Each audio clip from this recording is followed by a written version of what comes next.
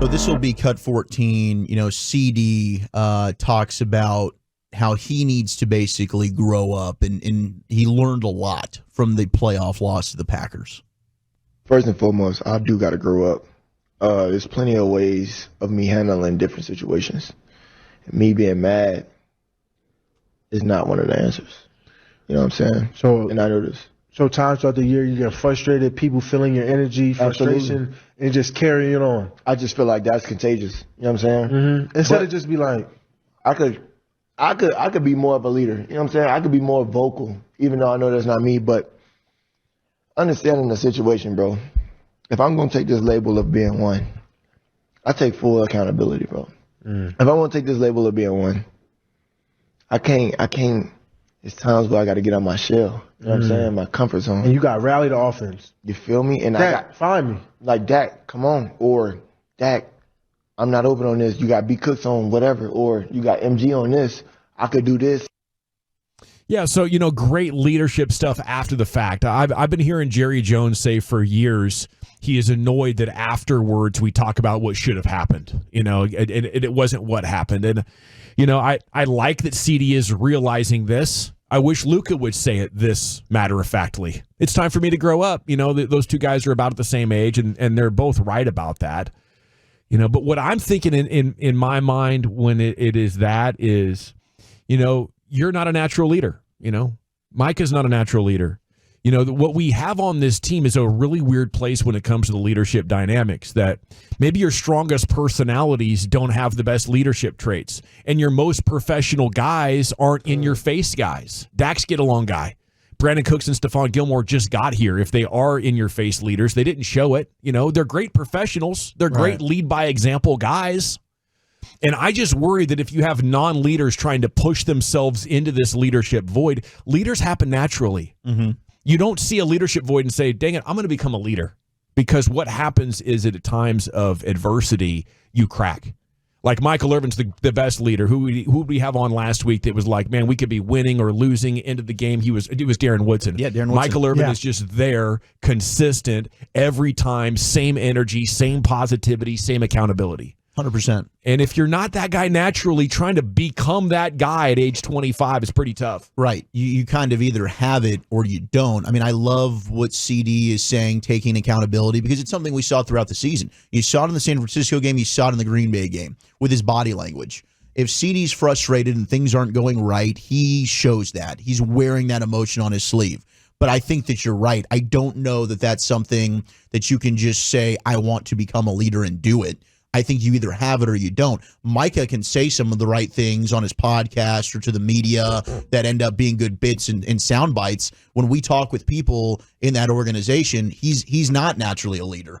I think there's some frustration in that locker room when it comes to Micah Parsons. So I don't know. I thought DeMarcus Lawrence might be that guy, and then you see him go and use the excuse of, we were burnt out on first take. To me, that sure as hell isn't a leader. I think the guy that might be in the secondary is Diggs. I think people do love Diggs and rally around Trayvon Diggs, and losing him, I think, hurt a little bit. But otherwise, I really don't know who are the leaders in that locker room right now. It could be really hard to tell from the outside looking in who the leaders are, Brian. No, you guys have hit this dead on, and that's the thing about it was in talking to some people, there were some people in the organization that heard our interviews with Cooks and with Gilmore, and there's a belief about Gilmore over there.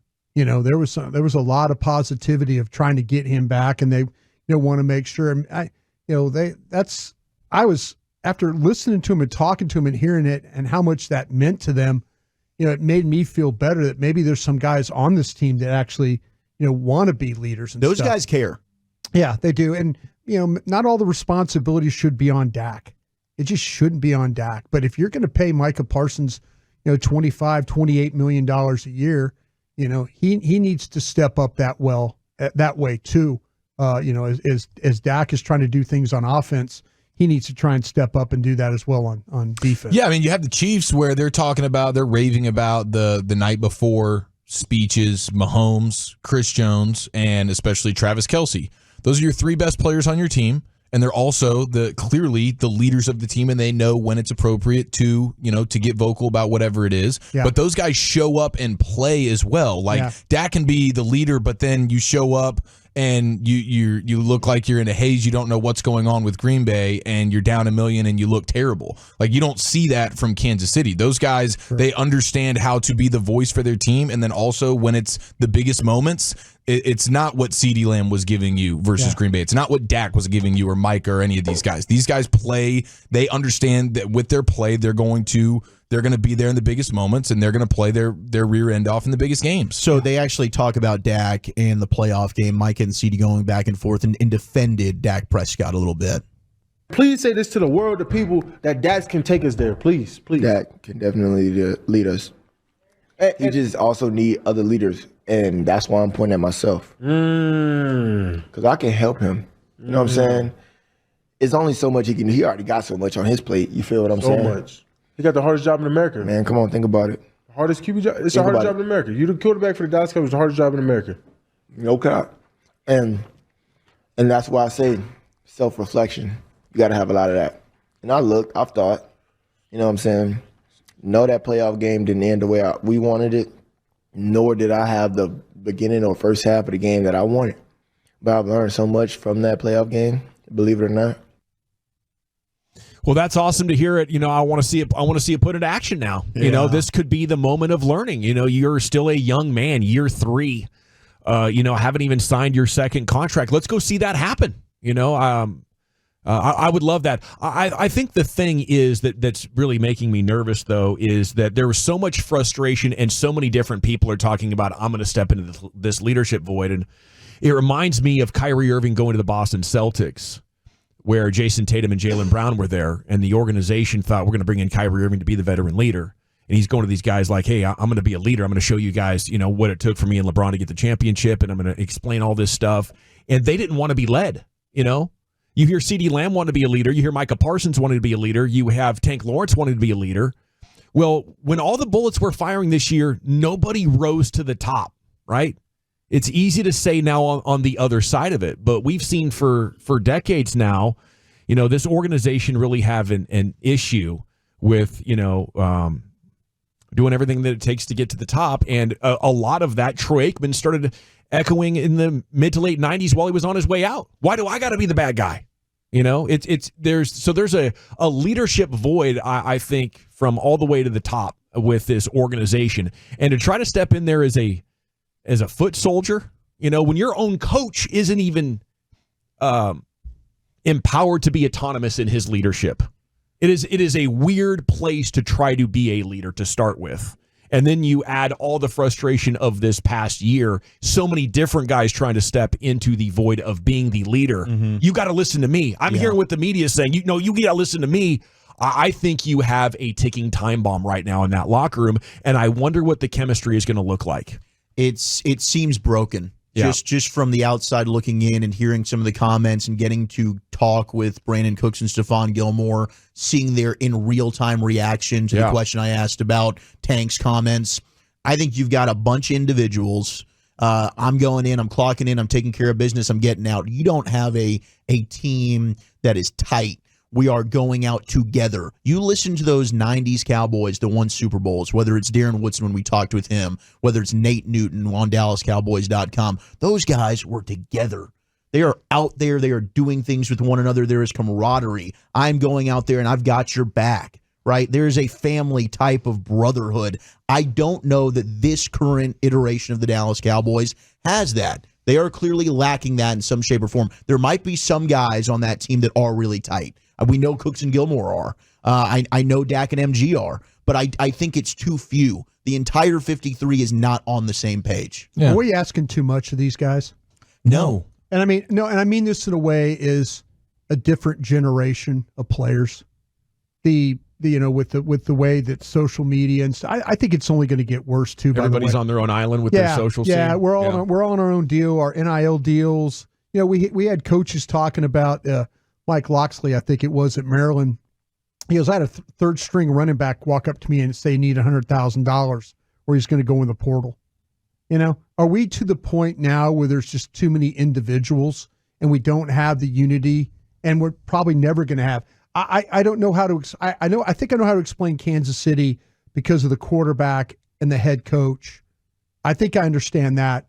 I don't know if I don't know. I think we might be asking for something that we can't deliver here. I think it's a good question. I think, though, we're social creatures. We like to come together for a common goal. I think it's possible. Maybe it's a little bit more difficult to galvanize. I just think that that's sports, though, right? I mean, when you have people that retire, what do they miss? They miss the locker room. Yeah. They miss the camaraderie. That's part of I don't know if these guys really do. Well, I think there needs to be a culture shock then. Because that's not something that can continue. But that's the problem, though, Zach, is that we're asking these new players coming in to be that way when they're not. They're not natural leaders. Well, then isn't the opposition dealing with that reality as well? It's an even playing field if that is true. Oh, no, that's what I'm saying. If you have an elite head coach and an elite quarterback, look at San Francisco. I think you brought up the point. San Francisco is one of the most well-built teams ever. Sure. Their quarterback isn't good enough to win the game. Yeah. Just not. He wasn't good enough to win it yesterday for him. So maybe it, the things that we're asking from today's players are not possible, that were possible in 1990 when there was Michael Irvin and Troy Aikman and Emmitt Smith. And you did have an elite coach, Jimmy Johnson. I think there are going to be special people always, but I don't know. I don't know if there's not another Ray Lewis in the league. That's for sure. That's what I'm saying. We were talking to Brian Billick about this the other day, and all the lead. As a head coach, you have to foster the leaders. You have to seek out the leaders. You have to empower the leaders. Yeah, I don't know if we're doing that here. No, I think it starts at the top. And I think there's some guys that are want to be leaders, but they're kind of don't want to dip their toe in the pool because they don't want to be, they don't want to step on somebody's toe. Jimmy sent a very strong message that you couldn't mess with these three guys. Yeah. Everybody else here is human. And it made what they said have weight and authority. Yeah. And mandate, really. Right. All righty. Well, thank you for that audio, Wolchuk. And I know we'll have more chances to talk about this throughout the day. I know there's a lot of interesting text messages coming in on it. 940, you're wrong on leadership. You can train and develop leaders. I think you can make leaders better, especially if you get a good pool of people. But most people, what they need to learn to do, and this is the problem I think in a lot of pro sports, is be a good follower. You can only have a couple of leaders, but so many people want to be the leader or believe themselves and their ego is telling them you should be the guy, when what they really need to do is be quiet, get back in the huddle, and execute the play. And you need about 55 of those guys, Brian. I kind of feel like, though, when you start leaders to develop, sure, but I feel like that's something that is inherent into people. Sure. I don't think people show up on the world stage, these generals, these great generals that, all of a sudden, I always wondered, how did a George Patton or Eisenhower, how did these great leaders, Schwarzkopf, how did they show up at this point in history? These guys, these were born leaders. Yeah. They've been leading things since kindergarten. Yeah, exactly. Yeah. They showed up at the absolute right time when the world needed them. You're looking for the best leader in football to take you to a championship. Yeah, certainly there's a bunch of dudes in your organization who could be developed into better leaders than they are currently. Could be better. But you need that select few, like three guys on Kansas City. Right. That are just, hey, we're the alphas. Those guys walk into kindergarten and get the C snapped on their chest. Yeah, we saw that with the Dallas Cowboys in the early 90s.